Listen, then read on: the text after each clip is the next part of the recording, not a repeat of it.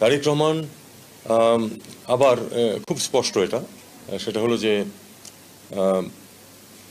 এক নম্বর হচ্ছে যে তাকে যদি আসতে হয় কী পদ্ধতিতে আসবেন। এটা নিয়ম হচ্ছে যখন পাসপোর্ট থাকে না বা মেয়াদ উত্তীর্ণ হয়ে যায় তখন কেউ যদি আসতে চান তাহলে তাকে আমরা ওয়ান টাইম পাস একটা দিয়ে দিই আর কি, একবার দেশে আসার জন্য। তো এটা দিতে একদিন লাগে।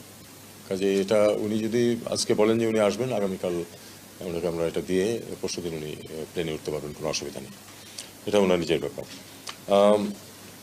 স্ট্যাটাস বা স্পর্শকাতর এটা উনি বলেছেন, সেটা আমরা সবাই জানি, পত্রিকাতেও এসেছে।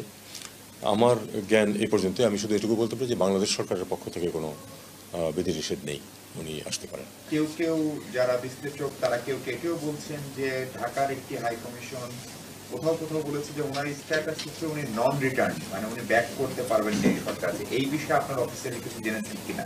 এবং 2007-08-এর যে তার বার্তা ছিল উইকিলিস্টে, সেখানে তৎকালীন মার্কিন দূতাবাস রিপোর্ট পাঠাচ্ছে যে mister Rahman might be a threat for USA. ইউএসএর সেই অবস্থান নিয়ে ইউএসএ আপনাদের সরকারকে অফিসিয়ালি কোনো বার্তা দিয়েছে কিনা, অথবা এই দুটো দেশ ভারত এবং আমেরিকায় কিনা? লাস্টেরটা আমি জানি না। তার আগের প্রশ্নটার উত্তর হচ্ছে যে আমাদের কাছে এরকম কোনো বার্তা নেই, আমাদের কাছে এরকম কোনো বার্তা নেই। আর তাছাড়া